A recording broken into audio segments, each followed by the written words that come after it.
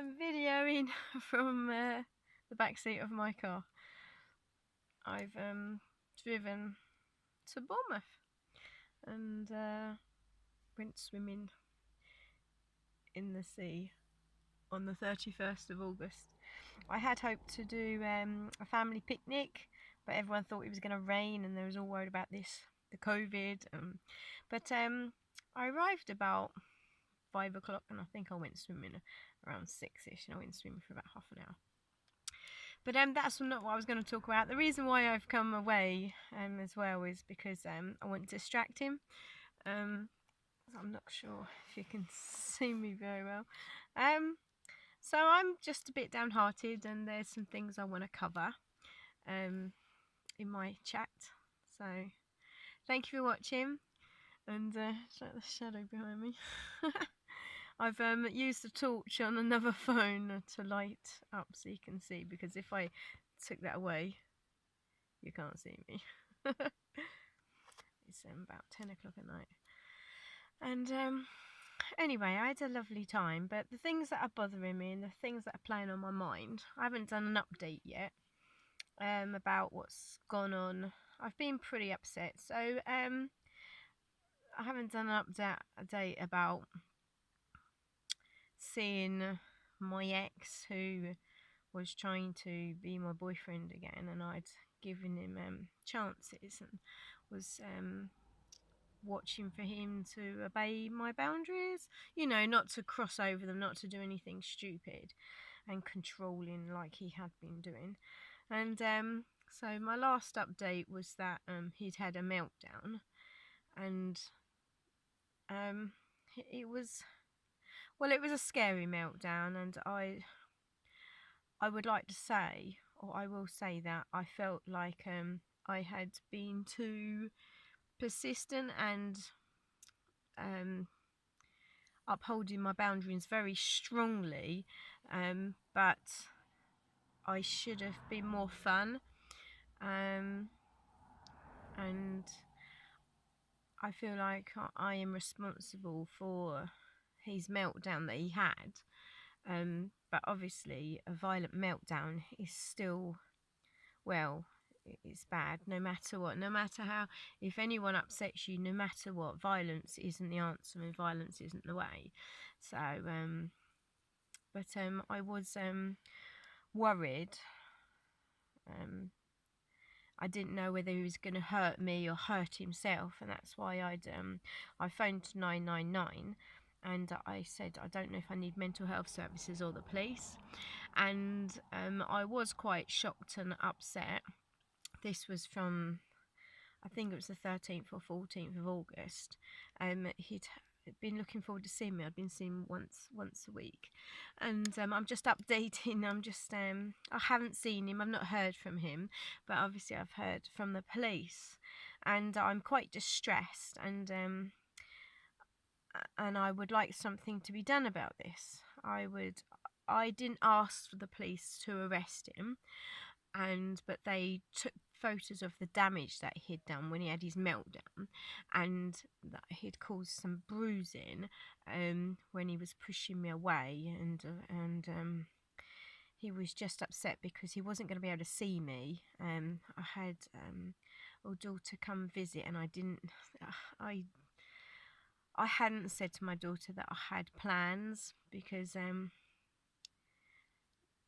nobody knew that I was seeing him, still trying to not to give him chances, but I suppose letting him prove himself, because he said that he'd had counselling for controlling behaviour, and that he had understood his behaviour was controlling, that he wanted to prove to me that he could be a perfect person, as he called it.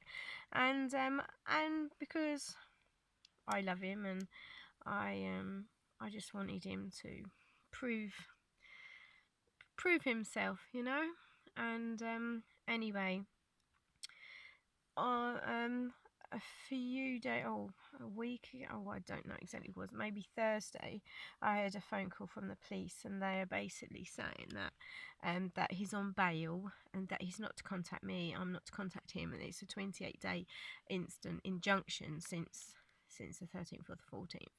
And So I've been keeping myself busy, but I'm really heavy-hearted because it just doesn't feel right. I just feel like that he needed to have more help, and that I feel like he does have special learning needs and um, an education of knowing what is right and wrong and how to act, because if you have no role model, how can you act perfectly without a role model? And anyway, I'm just devastated, and I've been distracting myself all the time, but I'm just so heavy-hearted because I was sending messages because he likes, even if he's been told not to contact me because of what he's done, I still wanted to make him feel okay. So I was messaging, and the police phoned me, and they said that they had his phone, and so there's no point obviously me sending messages, but I was just trying to send comfort messages because I was worried about him with his mental health. I don't want him to hurt himself. I don't want him to be distressed, even though he was violent and scary, and I was scared, but I felt like it was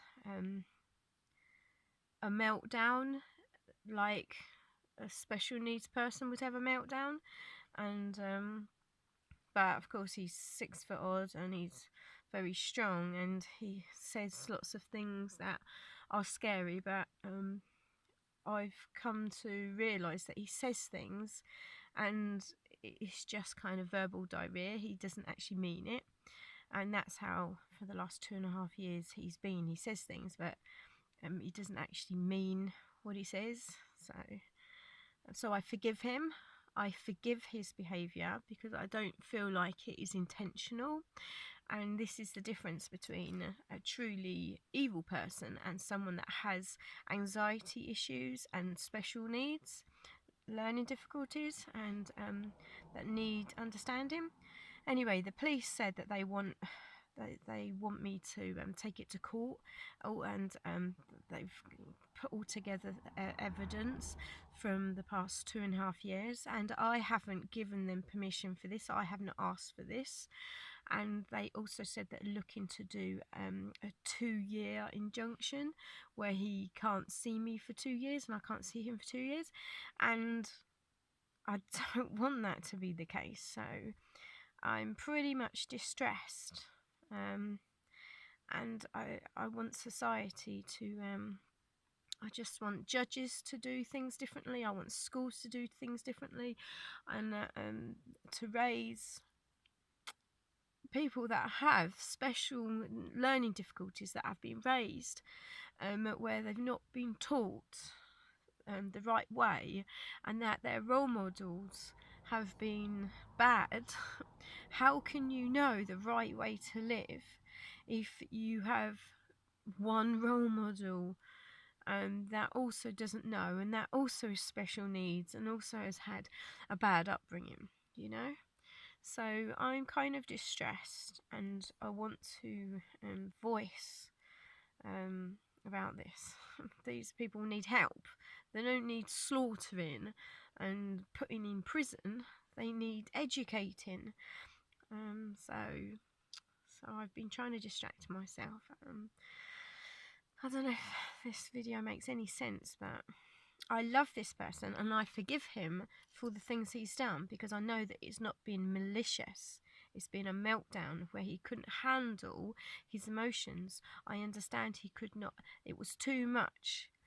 He could not control and contain his distress, and it came out as violence, and it came out as verbal diarrhea, and it came out like that. And I know the police want to keep me safe, but if his needs were met and he was helped, then this wouldn't happen.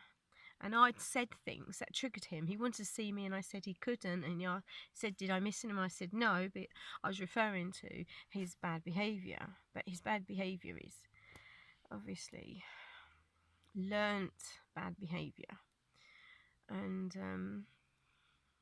I just don't want anyone to be suffering. I want everyone to have help that needs help, and everyone that's having relationship problems because of the person that they're with has learning difficulties, or have been raised in an upbringing where they've not been taught, and they've not had time spent on them to guide them, you know.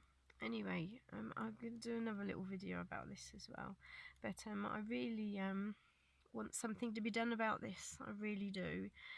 And so anyway, that's my update. Bye for now.